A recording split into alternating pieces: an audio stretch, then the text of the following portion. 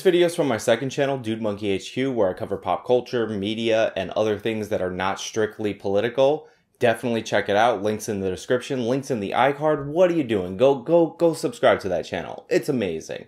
Thank you. Game of Thrones Season 8, Episode 2, A Night of the Seven Kingdoms. So normally what I like to do in these episode reviews is look back on last week's predictions and then determine whether I was right or not when I do the next episode. And honestly, there wasn't really a lot to go on last week. There was a very short preview. It looked like a trial, so I said it would be a trial. And then 2 out of the 3 people would vote to let Jaimie fight for the North. I said that Tyrion would likely stick up for his brother, but honestly, I was right in like the most superficial way. I completely overlooked the fact that Brienne would be in there. And considering the role that she had to play in the episode, I don't consider my prediction that right or that special. So, moving on from that. Now, as for my overall thoughts on the episode, I actually like this episode a lot more than episode 1. A lot of my problems with episode 1 was that there were so many reunions and they weren't very good reunions. And a lot of people in the comments said, well, they had to reunite so many characters. Obviously, they're not going to fulfill what you want them to fulfill. But the problem with that is that this episode reunited characters that even were reunited in the last episode, and they did it much better. Arya and the Hound this week was way better than Arya and the Hound last week. Their conversation was funny. The Hound was funny again. The Hound is one of the funniest characters in the entire show, so it was nice to see that wit and that sharpness and that anger come back. So I really appreciated that reunion. Jaimie and Brienne scenes all had a lot of emotional weight to them. When they're in the trial and it looks like it's going to be the end for Jaime Lannister, Brienne sticks her neck out for him and swears by his honor, and that really does bring Jaime's arc to a close, because you have somebody so honorable like Brienne vouching for him, saying that he's an honorable man. And for a character like Jaime, who started out the show trying to live up to everybody's negative expectations of him, to be called honorable by somebody he respects like Brienne of Tarth, I think it was really nice. When he knights her later in the episode, it's one of the most emotional scenes in the entire episode. And I think that basically indicates that Jaime is not long for this world, because Brienne is essentially his legacy. In the name of the warrior, I charge you to be brave. In the name of the father, I charge you to be just. In the name of the mother, I charge you to defend the innocent.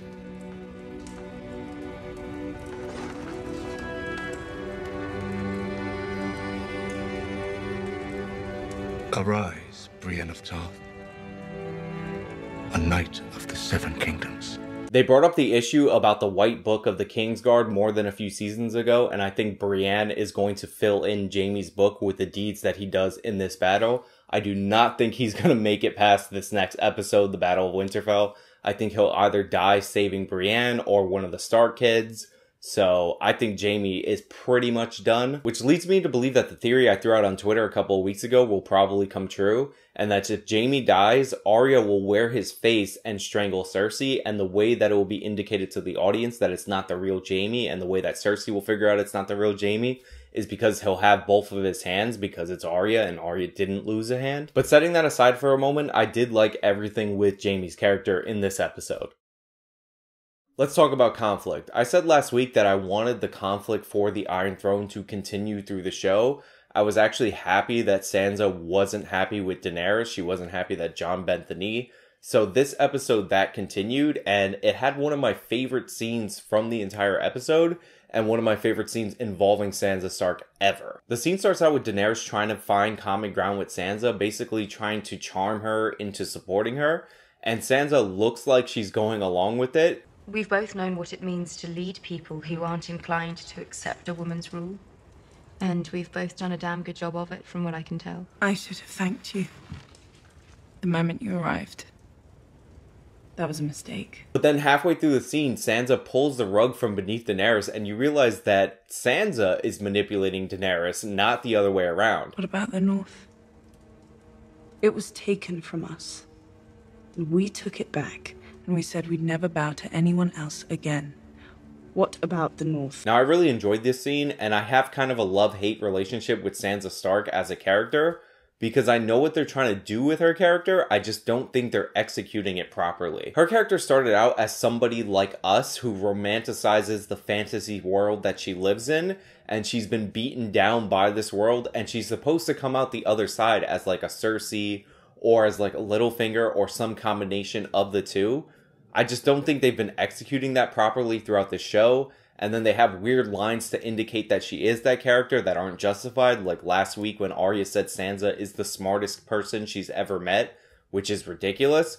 But this week they actually executed it, and they showed it being executed on screen instead of telling us how amazing she is. And having her go up against Daenerys shows some good amount of contrast, because Daenerys is not a good player of the Game of Thrones. She's a conqueror.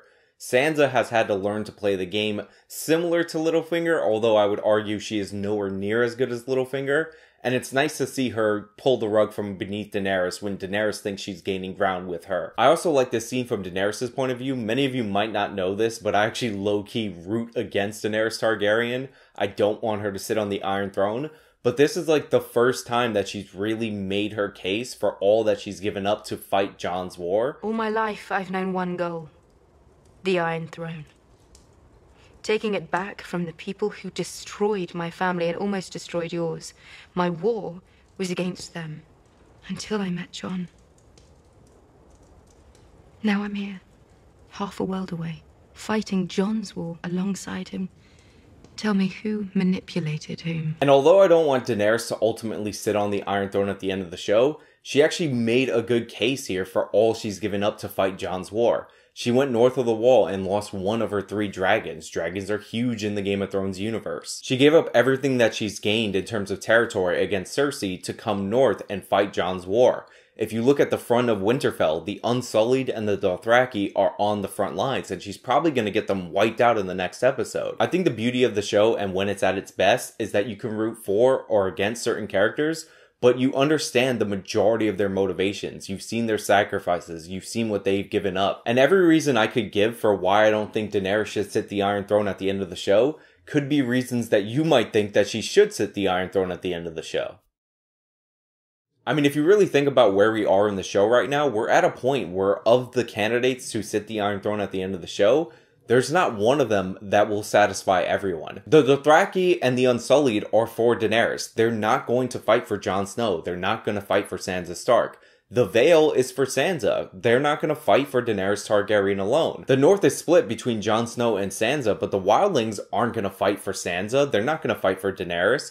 So you have a situation where no person can actually rule this part of the kingdoms, and that doesn't even get into King's Landing and the Lannister armies and all the problems down south. I also like that Daenerys Targaryen described her relationship with Jon Snow as Jon Snow manipulating her. Because when you think about it, and all the stuff that she's given up to fight his war that I talked about before, by the end of the episode, when he tells her that he's Aegon Targaryen, the son of Rhaegar Targaryen and Lyanna Stark, and he has a better claim to the Iron Throne than her, Daenerys has a good reason to believe that Jon Snow has tricked her, and now he's trying to usurp her throne, especially since Jon got the information from Bran and Sam, his brother and his best friend. The scene I really liked in the first episode is where Sam told Jon about his heritage and that he should be king, and he said, "You are willing to give up your throne for your people. Would Daenerys be willing to give up her throne for her people?" I think that's going to carry through the show.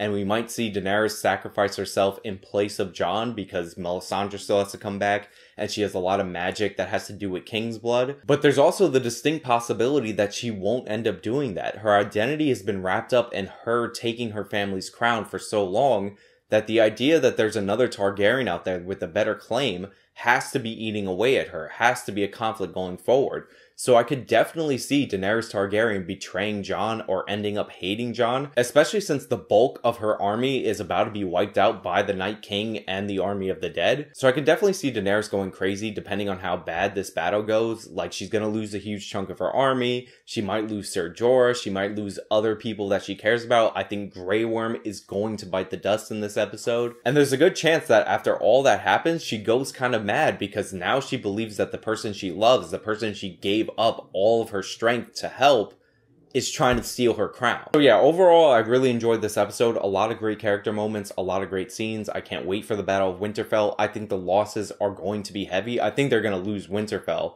but I think the losses will be felt most on Daenerys' camp. I think Grey Worm is gone. I feel like Ser Jorah is a 50-50. I feel like Jaime Lannister is a 50-50. It depends on how much balls the show still has. I think the Kings of Winter are probably going to be brought back to life in the crypt. So we're going to see a lot of people that we think are safe in the crypts actually get killed by the dead Starks, which will be interesting. And there'll also be a lot of surprise deaths. Also, I'm expecting Dragonfire to be utilized against the Night King, and for him to like freeze it instantly or do something crazy like that, since they kind of set up for that in the last episode when Bran's like, nobody's ever tried to use Dragonfire to kill the Night King. I don't think that's going to work, and I think that sequence would be pretty awesome. I hope Ghost doesn't die. They really have underutilized Ghost and the Direwolves throughout the show. They showed him briefly in this episode, so if they just kill him, they pull a Summer and they wipe him out for nothing, I'm not going to be happy. But all in all, those are my thoughts on Game of Thrones Season 8, Episode 2, A Night of the Seven Kingdoms. Let me know what characters you think are going to die in the next episode. Let me know what characters you think are going to make it. Let me know what you think about the conflict in the north and how that's going to work out post the Battle of Winterfell. This is supposed to be the longest battle ever put to film or TV, so let me know if you're hyped for that in the comments down below. And if you like this video, then please tell me by leaving a like. You can subscribe for more content, follow me on all my social media, support me on PayPal, Patreon, Subscribestar, all that jazz. This has been me talking about the second episode of Season 8 of Game of Thrones. Till next time.